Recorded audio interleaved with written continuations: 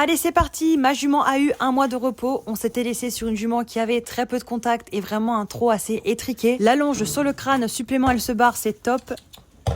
J'ai fait venir son maréchal ferrant pour refaire ses pieds comme il faut parce que vous savez, elle a une ferrure orthopédique très spécifique et ça a complètement amélioré sa locomotion et son contact. Du coup, je suis très contente. Elle verra aussi son ostéo à la fin de la semaine, comme ça on repart sur de bonnes bases. La meuf voit plus l'ostéo que moi, c'est vraiment une folie. Du coup, on va recommencer à travailler gentiment sur le plat, ressauter un petit peu et pourquoi pas sortir en concours courant septembre. On verra un petit peu comment ça se passe. Et c'est aussi la dernière fois que vous nous verrez dans ce décor parce que nous allons changer d'écurie. Sur ce, on est prête. En même temps, après un mois d'arrêt, la meuf elle est pleine d'énergie. Moi, par contre, j'ai pas levé mon cul du transat de tout l'été et j'ai pris 10 kilos à cause de la sangria. Donc je vous avoue que la reprise, j'ai méga la flemme, il fait super chaud, du coup je détends comme d'hab dans le Spring Garden histoire de me changer les idées. Une fois détendue, on retourne en carrière et là je vois qu'elle a retrouvé du contact. Alors évidemment, il faut quand même la chauffer, ma jument reste un diesel, mais je veux dire quand je tends les rênes, elle prend appui. Si vous avez un cheval raide comme la mienne, il faut y aller doucement. Moi ce que je fais, c'est que j'y vais petit à petit, je fais des changements de main, je fais des transitions, je fais plein de choses comme ça pour que naturellement elle vienne un peu se tendre. Et avec ma jument, c'est flagrant, en début de séance, elle est tout trouillée et petit à petit, elle vient se délier, elle vient chercher plus bas avec son bout du nez. Et au début des séances, je garde un peu mes rênes longues. Et petit à petit, je remonte sur les rênes,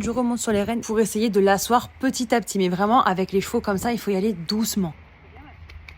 Une fois qu'elle a bien trotté, je souffle un petit peu et ensuite je fais exactement la même chose au galop. Vraiment mes stretching, c'est pas plus compliqué que ça. Selon moi, ça sert à rien de les brasser tous les jours sur le plat, il faut aussi faire des séances d'étirement comme ça, des séances plaisir. Au galop, je la flexionne d'un côté et d'un autre, par contre je garde toujours l'incurvation à l'intérieur, mais par contre son bout du nez varie un coup à gauche, un coup à droite et je fais aussi du contre-galop, je trouve que c'est super, surtout pour ma jument qui a aussi des soucis d'équilibre latéral. Je trouve que ça l'aide vraiment à remonter le garrot et à se tenir dans ses courbes. Pour finir, je trotte toujours bas et rond histoire qu'elle s'étire le plus possible la colonne.